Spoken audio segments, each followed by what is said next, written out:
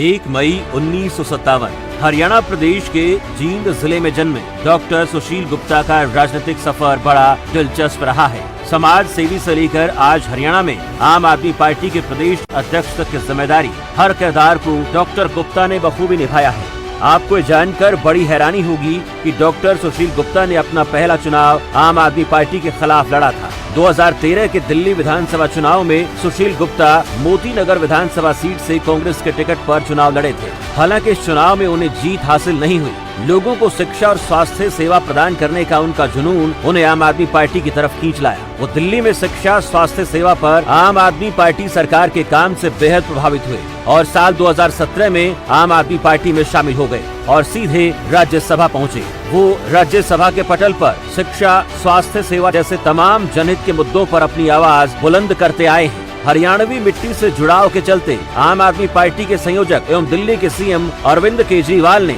Doctor सुशील गुप्ता के कंधों पर अहम जिम्मेदारी सौंप दी। जिम्मेदारी हरियाणा में आम आदमी पार्टी के संगठन का विस्तार करना और पार्टी को मजबूती के साथ खड़ा करना है। पार्टी ने उन्हें पहले हरियाणा का प्रदेश प्रभारी बनाया, बाद में ये जिम्मेदारी हरियाणा आप के प्रदेश अध्यक्ष में तब्दील हो गयी। डॉक्टर सुशील गुप्ता हरियाणा और यहाँ की राजनीति को भली भांति जानते हैं। यही कारण है कि वो प्रदेश में बेरोजगारी, शिक्षा व्यवस्था, महिला सुरक्षा, बुढ़ापा पेंशन जैसे तमाम ज्वलंत मुद्दों को लेकर हरियाणा सरकार को घेरते आए हैं। आप प्रदेश अध्यक्ष का कहना है कि वो हरियाणा में व्यवस्था परिवर्तन की लड़ाई लड़ रहे हैं, इसलिए आम आदमी पार्टी हरियाणा की सभी 90 विधानसभा सीटों पर चुनाव लड़ेगी। हरियाणा में आम आदमी पार्टी के सामने मिशन 2024 की बड़ी लड़ाई है। प्रदेश विधानसभा चुनाव और लोकसभा चुनाव एक साथ होने के कयास लगाए जा रहे हैं। पार्टी लगातार हरियाणा में संगठन विस्तार पर काम कर रही है।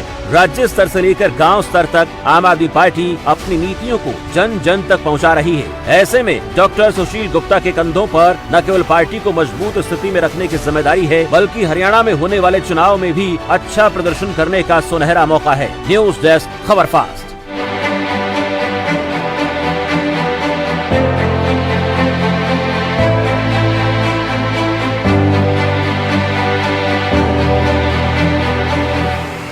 डॉक्टर गुप्ता, बहुत स्वागत है आपका खबर फास्ट पर। बहुत धन्यवाद आपका। डॉक्टर गुप्ता, आज सबसे पहले हम ये जानना चाहेंगे कि आम आदमी पार्टी के साथ आपका जो राजनीतिक सफर रहा है, लगभग 7 साल, थोड़ा उससे ज्यादा, मैं जानना चाहूंगा कि इस 7 साल के सफर को आम आदमी पार्टी के साथ किस तरह से आप देखते हैं। पहले चर्चा इसी पे करेंगे, बाकी सवालों पर आगे बढ़ेंगे। देखिए, शुरुआत की मोती नगर विधानसभा में किशन गोयल जी का एमएलए का चुनाव उन्होंने लड़ा और उसके अंदर भरसक प्रयत्न किया और वहां से लेके आज तक हरियाणा के अंदर मैं व्यापार सेल का रहा, पहले फिर सह प्रभारी रहा और फिर प्रभारी बना, अब अध्यक्ष बना। लगातार हर पद पे काम करते हुए पार्टी ने मुझे राज्यसभा में चीफ विप की भी जिम्मेदारी दी। संसद के अंदर का तजुर्बा और हर गांव का तजुर्बा अपने आप में एक महत्वपूर्ण जिंदगी का हिस्सा बना, जिसको मैंने एंजॉय किया। गुप्ता साहब, आपने आम आदमी पार्टी ज्वाइन करने के बाद राज्यसभा सांसद, प्रभारी का जिक्र किया, प्रदेश अध्यक्ष की आपको जिम्मेदारी दी गई, लेकिन इतने थोड़े समय में आम आदमी पार्टी के राष्ट्रीय संयोजक अरविंद केजरीवाल के आप खास विश्वास पात्र हैं। अब हरियाणा में आपके ऊपर एक बहुत बड़ी जिम्मेदारी है। अब इससे आगे और कौन सी जिम्मेदारी देने की तैयारी चल रही है, जरा दर्शकों को आप बता पाएंगे? मेरा इशारा आप समझ गए होंगे, क्योंकि आम आदमी पार्टी क्या आने वाले विधानसभा चुनाव में सीएम फेस पर चुनाव लड़ रही है। देखिए, आम आदमी पार्टी के अंदर हर कार्यकर्ता एक सिपाही के रूप में काम करता है जी। हम अरविंद केजरीवाल जी के सिपाही हैं।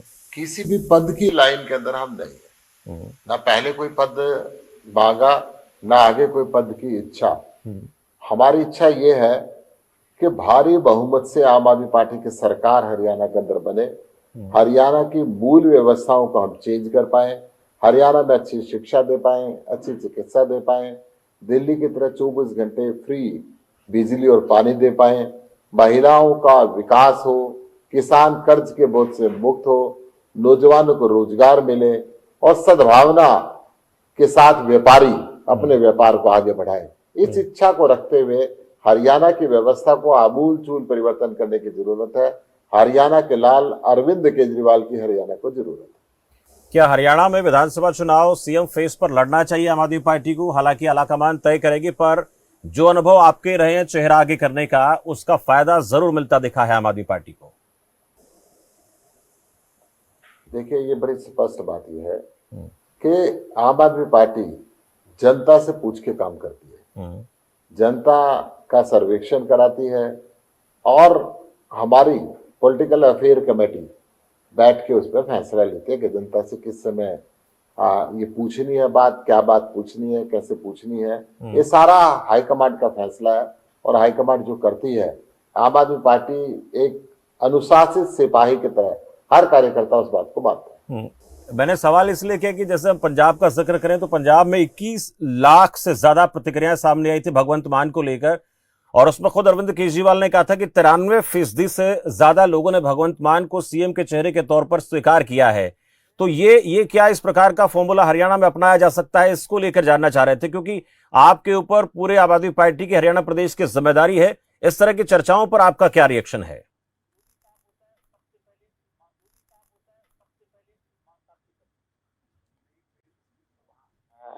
कब करना है, सीएम के चेहरे का सर्वेक्षण कराना है, नहीं कराना है, क्योंकि आम आदमी पार्टी हमेशा एक कॉमन मैन को आगे लेकर आती है, एक आम आदमी को आगे लेकर आती है। जैसे भगवंत मान जी आज जनता के विश्वास के साथ आए तो जनता का विश्वास पूरा कर रहे हैं। वहां पे किसानों को फसल खराब हुई तो उससे पहले बैंक के अंदर मुआवजा पहुंच रहे हैं। वहां पर भी बोला क्लिनिक बनाने शुरू कर दिए हैं। वहां पर भी शहीद को 1 करोड़ रुपए सम्मान राशि देनी शुरू कर दी है। वहां पर भी अनेकों ऐसी गतिविधियां शुरू हो गई जो दिल्ली के अंदर हो। एक सवाल, आप अक्सर एक बात कहती है आम आदमी पार्टी की, दिल्ली मॉडल पर हम चुनाव लड़ रहे हैं। अब देखा जा रहा है कि इस दिल्ली मॉडल को तमाम पॉलिटिकल पार्टीज की तरफ से कॉपी किया जा रहा है, और इसको लेकर आप लोगों का जवाब ये होता है कि आम आदमी पार्टी की जो नीति है वो व्यवस्था परिवर्तन की है। अब इस व्यवस्था परिवर्तन की लड़ाई में जो चीजें आप लोग कर रहे हैं, उन चीजों को बाकी पार्टीज के द्वारा फॉलो किया जाना, वो एक चैलेंज बन जाता है किसी भी ऐसी पार्टी के लिए जो उन मुद्दों को लेकर सामने आती है। अब ऐसे हालात में कांग्रेस से भी हम देखते हैं कि वहां पर भी बिजली पानी फ्री को लेकर ऐलान किया जाता है। भारतीय जनता पार्टी के भी कई वादे हमने देखे थे, पर ऐसी स्थिति में अगर दिल्ली मॉडल की बात करें तो उसको कॉपी कर लिया गया, और कहा जाता है कि जब कोई चीज कॉपी हो जाती है तो मॉडल पुराना हो जाता है।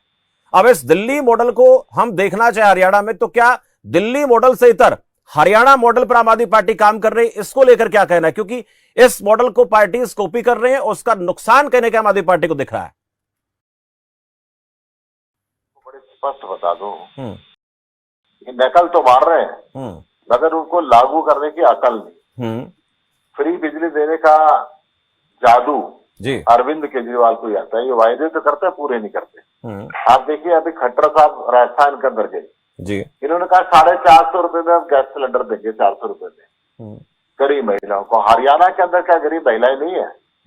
इन्होंने कहा कि हम 3000 रुपए में गेहूं खरीदेंगे। हरियाणा के अंदर क्या किसानों के गेहूं खरीदने में इनको किसानों से नफरत है क्या? क्यों नहीं करते जी? इन्होंने कहा कि जो 12वीं कक्षा के अंदर बच्ची पास होगी उसको स्कूटी देंगे। हरियाणा में क्यों नहीं देते? ये जाके दूसरे राज्यों में वायदे करते हैं जहां पे इनकी सरकार है, लागू नहीं करते। हम तो वही बात कहते हैं जो हमने अपनी सरकार में लागू की है, दिल्ली के अंदर लागू किया, पंजाब में लागू किया, वही बात हम सारे राज्यों के अंदर करते हैं। ये अरविंद केजरीवाल की नकल तो मारते हैं, परंतु अपने जिन राज्यों में सरकार है वहां उनको लागू नहीं करते। इसका मतलब इनकी नीयत के अंदर फूट है या ये करना नहीं जानते। कॉपी करना तो जानते हैं, परंतु उसको लेकिन जिस दिल्ली मॉडल की बात आम आदमी पार्टी करती है, उसमें आप लोगों ने पंजाब में सरकार बनाई, ये ठीक है, लेकिन उसके बाद बाकी राज्यों में चुनाव आप लोग लड़ रहे हैं। मैं इसलिए कह रहा हूं कि उसको कॉपी करके इस्तेमाल करने के लिए वोट बैंक मिल रहा है और उसका नुकसान आम आदमी पार्टी को हो रहा है। लेकिन आप जिस व्यवस्था परिवर्तन की लड़ाई लड़ रहे हैं, उसमें अगर आप लोगों की सरकार नहीं बनती है, वो चैलेंज है, उसके लिए एक लकीर बड़ी खींचनी पड़ेगी। जो दिल्ली में बिजली पानी की बात, आप फ्री की बात करते हैं, शिक्षा स्वास्थ्य की बात होती है, ये लकीर जो है इसको बड़ी करके खींचने की कहीं ना कहीं जो संभावनाएं दिखती हैं, उस पर काम किस तरह से होगा हरियाणा में? अभी बड़ी लकीर की बात की ना हमने सारे स्कूल सुधार दिए, हमने कॉलेज यूनिवर्सिटी बेहतरीन बना दी। सबसे बढ़िया शिक्षा इस देश के अंदर दिल्ली मॉडल दे रहा है। अब दिल्ली मॉडल की नकल तो ये करते हैं, प्रतिदिन के स्कूलों के शौचालय की दीवार करके बच्चा मर जाता है। इनके स्कूल सरकारी बंद करते जा रहे हैं, प्राइवेट स्कूल खोलते जा रहे हैं। तो दिल्ली मॉडल की नकल नहीं कर सकते।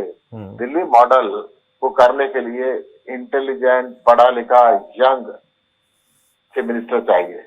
अरविंद केजरीवाल जैसा नेतृत्व चाहिए जो दिल्ली मॉडल की कॉपी कोई कर सके।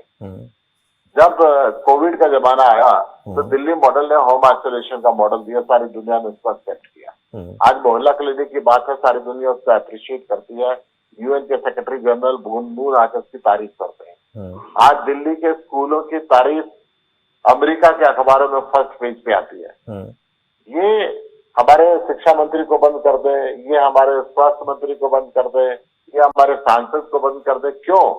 क्योंकि अरविंद केजरीवाल के बढ़ते हुए कदमों से बीजेपी की सरकार को डर लगता है। ये चाहते हैं कि पूरे देश में इस तरह की डिमांड ना हो, और हम तो चाहते ही हैं, व्यवस्था बदलने के लिए आए हैं। अगर ये सारे देश की शिक्षा अच्छी कर दे, ये सारे देश में चिकित्सा सुविधाएं अच्छी कर दे, सारे बच्चों को रोजगार दे दे, तो हमें चुनाव लड़ने की जरूरत नहीं है।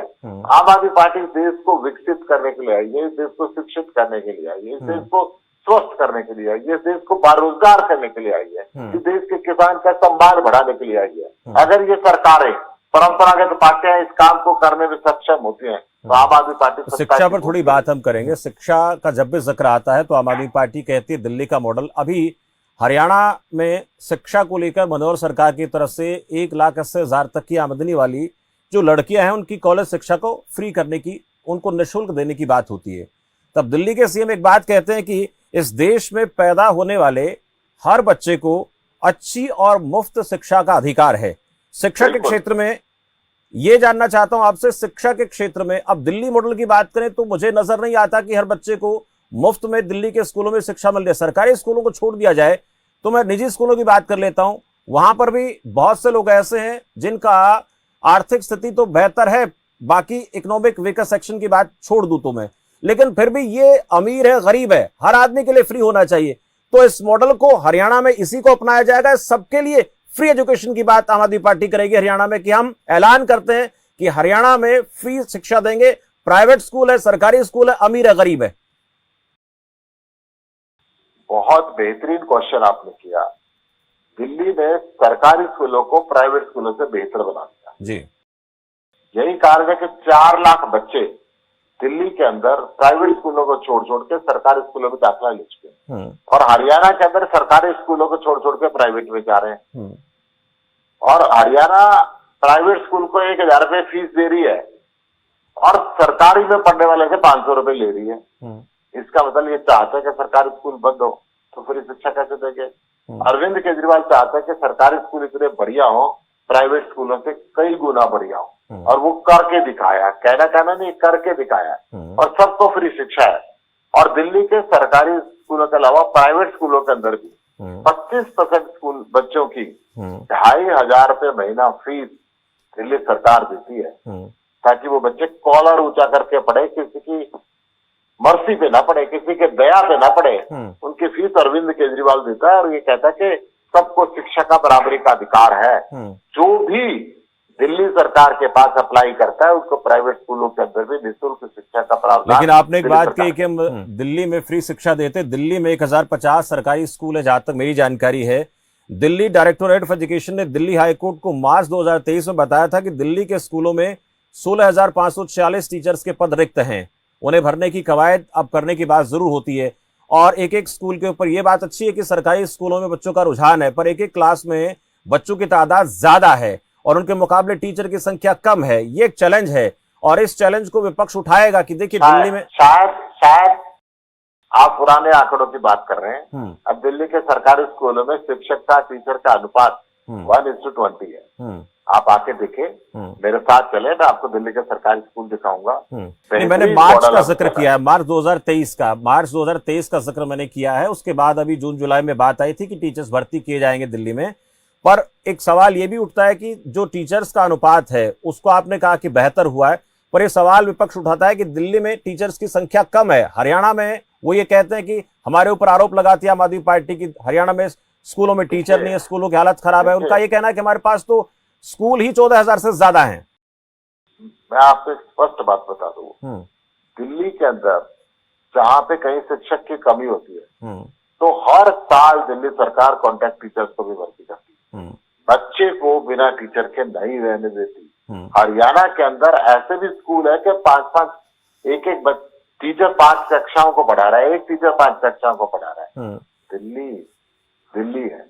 हर हरियाणा का माँ बाप चाहता है कि मेरे बच्चे को दिल्ली के स्कूल और कॉलेजों के अंदर दाखिला मिले ताकि इसकी जिंदगी बेहतर बन जाए। और ये बात हरियाणा की नहीं है, चाहे यूपी का हो, चाहे राजस्थान का हो, चाहे कहीं का हो, दिल्ली के नेबरिंग जितने भी स्टेट है वो चाहते हैं। लेकिन अभी लोगों की जो मानसिकता है सरकारी स्कूल के प्रति हालांकि बदली है, लेकिन अभी भी बहुत कुछ बदलना बाकी है।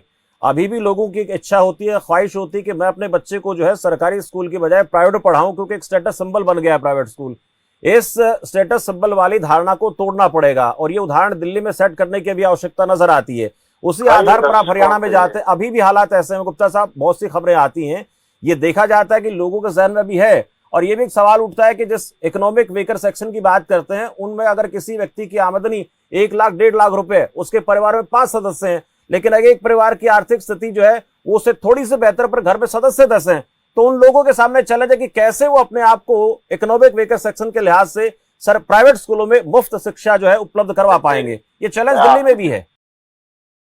मैं आपकी जानकारी के लिए बता दूं, इसके अंदर केवल इनकम आधार नहीं है, डिसएडवांटेज ग्रुप भी है। जैसे माइनॉरिटी ग्रुप्स के अंदर भी है, जैसे सिख है, जैसे जैन है, जैसे बौद्ध है, इनको भी शिक्षा फ्री है आरटी के तहत। और इसी तरीके से दिल्ली के अंदर जो हमारा जाट समुदाय है, ओबीसी का यादव समुदाय है, माली समुदाय है, इन सब की इनकम का। लेकिन गुप्ता साहब, क्रीमी लेयर का जो एक चीज अड़ जाती है, क्रीमी लेयर का जो एक मामला है वो फंस जाता है। मैं ये जानना चाह रहा था कि हर आदमी को मुफ्त क्यों नहीं शिक्षा मिलती है? ये चैलेंज आपके सामने हरियाणा में रहेगा।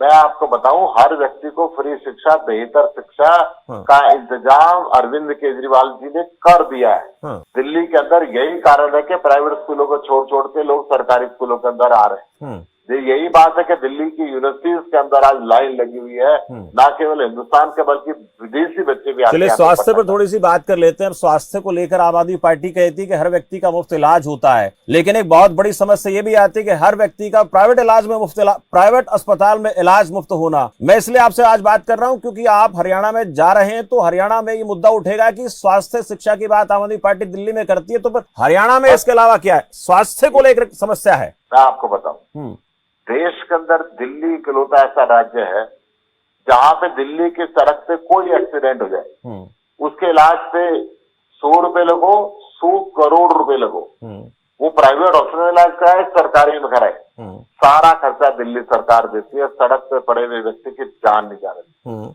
दिल्ली पहला ऐसा राज्य है जहां सारे सरकारी हॉस्पिटलों को एयर कंडीशन के अंदर कन्वर्ट कर दिया।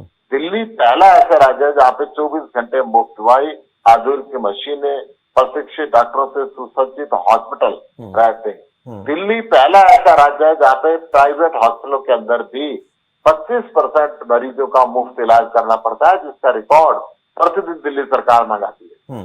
दिल्ली पहला ऐसा राज्य है जहाँ पे कई मंजिल के हॉस्पिटल इतने बेड बढ़ा दिए हैं कि हर व्यक्ति को सुविधा मिलती है। और हर व्यक्ति जब हरियाणा में है, चाहे यूपी में है, चाहे राजस्थान में है, जब जान बचाने के लिए उनको जमीन बेचनी पड़ती तो कहते हैं दिल्ली चलो, वहां पे मुफ्त इलाज होगा। लेकिन मैं जो सवाल आपसे जानना चाह रहा था ये था कि ऐसा कोई आप लोगों के पास रोडमैप है क्या कि एक तो व्यक्ति रेफर होकर जाता है, रेफरल सिस्टम बड़ा पेचीदा होता है कि आपको प्राइवेट अस्पताल में इलाज कराना है, सरकारी में आपको सुविधा नहीं मिल रही है तो आप प्राइवेट में जाके कराइए। तो ये जो सिस्टम है इसको बदलने की जरूरत नजर आती है क्या कि कोई व्यक्ति किसी अस्पताल में जाए, किसी अस्पताल में जाए, अगर किसी सरकारी हॉस्पिटल में एक्सरे में टाइम लगता है, सिटी स्कैन में टाइम लगता है, एमआरआई में टाइम लगता है, ऑपरेशन में टाइम लगता है, तो दिल्ली सरकार का प्रबंध है वो प्राइवेट में जाके कराए और भुगतान उसका दिल्ली सरकार। कितना आसान है गुप्ता साहब, आप भी जानते हैं ना कितना आसान, आप भी हॉस्पिटल स्कूल चलाते हैं, कितना आसान होता है ये सब, कितना आसान है आदमी के लिए जिसको समझ ही नहीं है। अगर एक सुनिए, एक मैं बात आपसे कहूंगा कि कोई आदमी उठे वो कहे कि अग्रसेन हॉस्पिटल में इलाज कराने जा रहा हूं, सीधा जाए वहां पर इलाज करा के घर आ जाए, गरीब अमीर है उसको पैसा ना देना पड़े। ये चीज जानना चाहता हूं, दुनिया में क्रांतिकारी परिवर्तन हो रहा है। यही बताना चाह रहा हूँ, कई गरीब मरीजों का फ्री इलाज के लिए अग्रसेन हॉस्पिटल में हर रोज फोन करता हूँ। आपकी जानकारी के लिए बता रहा हूँ। अग्रसेन हॉस्पिटल 60 करोड़ रुपए साल की चैरिटी करता है। वहां पे 25% गरीबों का मुफ्त में इलाज नियम से किया जाता है। लेकिन एक मैं जो सवाल का जवाब जानना चाहता हूं कि ऐसा सिस्टम नहीं है क्या कि ये 25% 30% कोटा ही खत्म हो जाए? शिक्षा स्वास्थ्य दो चीजें हैं देश में, वो अगला हरियाणा में रोड मैप क्या, वो जानना चाह रहा था आपसे कि हरियाणा मॉडल क्या होगा ऐसा? हरियाणा के अंदर हम दिल्ली से भी बेहतर हॉस्टल बनाएंगे। हाँ। दिल्ली से भी बेहतर स्कूल और कॉलेज बनाएंगे। हरियाणा के लोगों को परेशान नहीं होने देंगे। जो सरकारी स्कूल बंद करने का मॉडल इन्होंने चला दिया। सरकारी स्कूलों में साइंस से 20-20 किलोमीटर जाके बच्चियों को मिलती है, और जहाँ पे बच्चों के ऊपर दीवार गिर के बच्चे एक्सपायर हो जाते हैं। स्कूलों के अंदर जानवर बांधे जाने लगे, गाय भैंस बांधे जाने लगे, स्कूल बंद होते जा रहे हैं। मर्जर के नाम पे लोगों को दिखाई नहीं देता।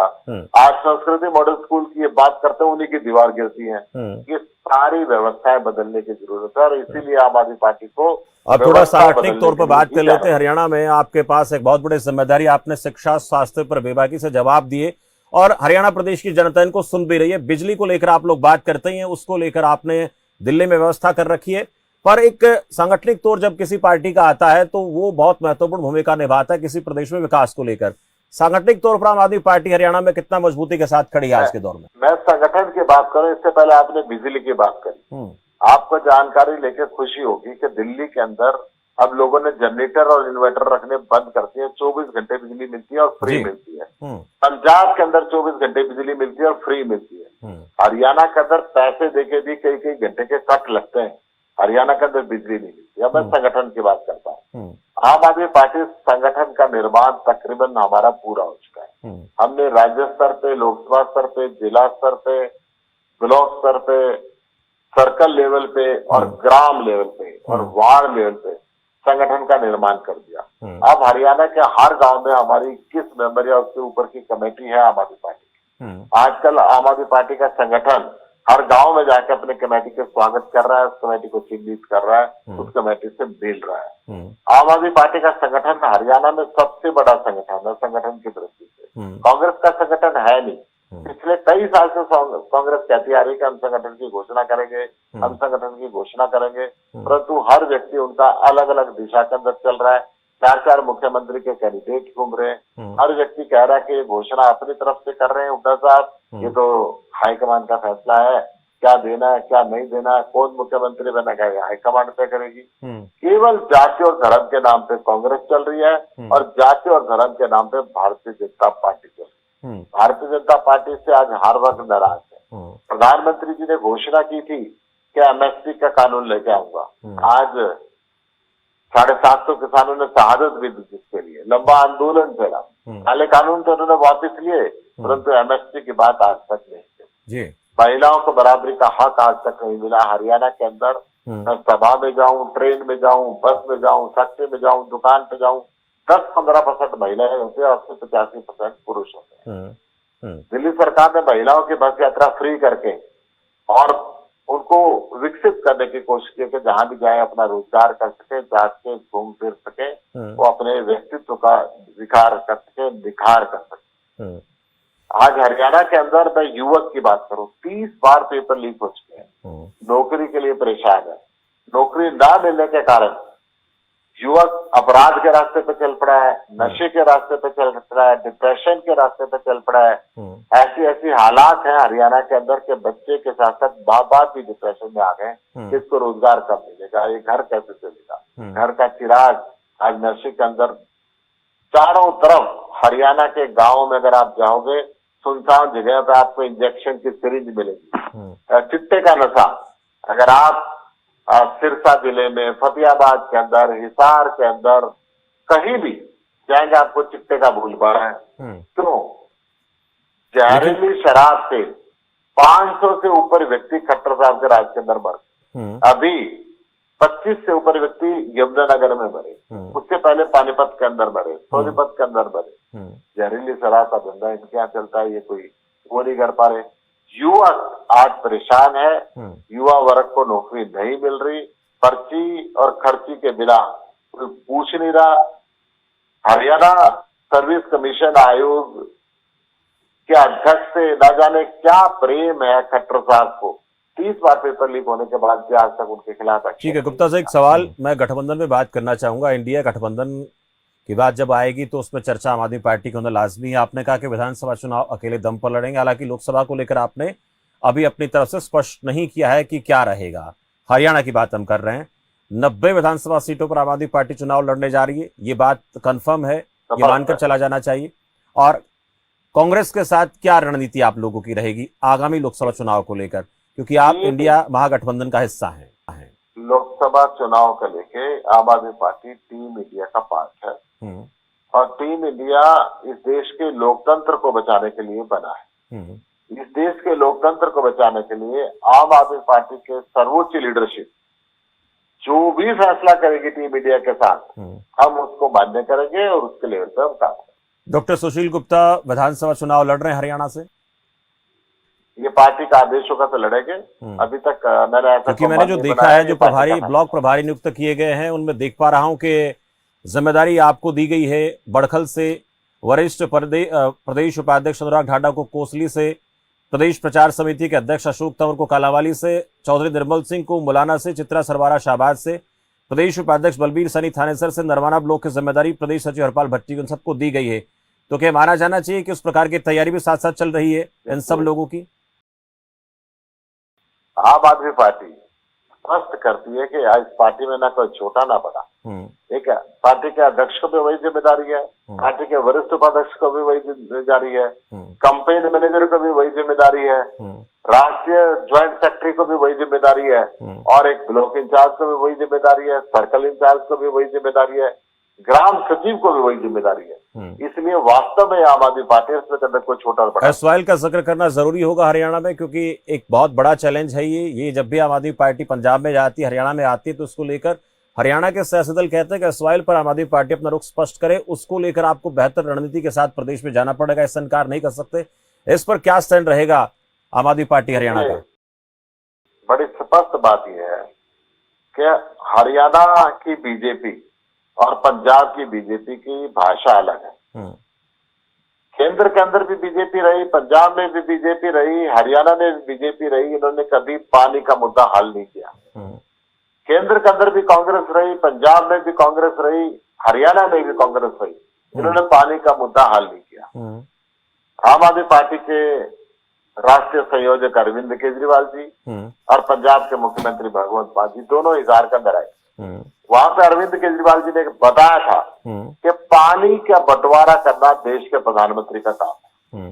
देश का प्रधानमंत्री पानी का बंटवारा करे, अगर उनको नहीं करना था तो अरविंद जी को चाय पे बुलाए, अरविंद जी उनको बताए। तो क्या चाय पे बुलाएंगे तभी अरविंद केजरीवाल बताएंगे ये आइडिया, या फिर वैसे भी आप लोग मीडिया के सामने रख सकते हैं मुद्दा?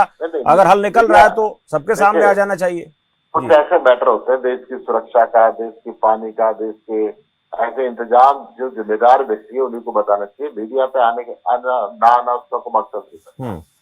मैं ये कह रहा हूँ कि देश के प्रधानमंत्री जी पानी का बंटवारा करें, पंजाब का हिस्सा पंजाब को दे, हरियाणा का हिस्सा हरियाणा को दे, राजस्थान का हिस्सा राजस्थान को दे, दिल्ली का हिस्सा दिल्ली को दे। 2014 के अंदर जब प्रधानमंत्री जी पहली मीटिंग रेवाड़ी के अंदर लेने आए तो उन्होंने कहा था कि देश का 65% पानी अंतर्राष्ट्रीय संधि के अनुसार बहकर पाकिस्तान में जा रहा बेकार में। उस पानी के ऊपर हरियाणा के लोगों का हक है, पंजाब के लोगों का हक है, राजस्थान के लोगों का हक है। मैं उस पानी को रोकूंगा और इस धरती की ताश हो जाऊंगा। आज तक एक बूंद पानी की नहीं, मैं धरती की ताश बूझी। अगर हरियाणा और पंजाब पानी के लिए आपस में लड़ रहे हैं, पंजाब और राजस्थान, हरियाणा और राजस्थान पानी के बंटवारे के लेकर उलझन में है, तो प्रधानमंत्री जी बंटवारा कर देना जी, दिक्कत भी क्या है। चलिए एक सवाल और अंतिम सवाल मेरा आपसे है, आप दिल्ली में चुनाव लड़े, वहां पर दूसरी बार में पूर्ण बहुमत से सरकार बनाई, पंजाब में दूसरी बार आप पूर्ण बहुमत में सरकार में आते हैं। मोटे तौर पर देखें तो हरियाणा में पिछली बार स्थिति बेहतर नहीं थी, बहुत ज्यादा वोट परसेंटेज नहीं मिला था, तो इस बार आप लोगों को क्या लगता है हरियाणा में आम आदमी पार्टी कहां पर खड़ी है, किस तरह की स्थिति में है, प्रदेश में अकेले दम पर कहां पर अपने आप को स्टैंड में पाते हैं? हरियाणा के अंदर सबसे मजबूत संगठन के साथ आम आदमी पार्टी चुनाव लड़ेगी। 2/3 बहुमत से ज्यादा सीटें हमारे पास आएंगी। ये 70 पार 75 पार की बात करते हैं, आम आदमी पार्टी पंजाब और दिल्ली के सारे रिकॉर्ड हरियाणा के अंदर ब्रेक करेगी। जी। और मैं दावे के साथ आज कह सकता हूँ भारतीय जनता पार्टी को 2 डिजिट के अंदर एमएलए नहीं मिलेगा। जी।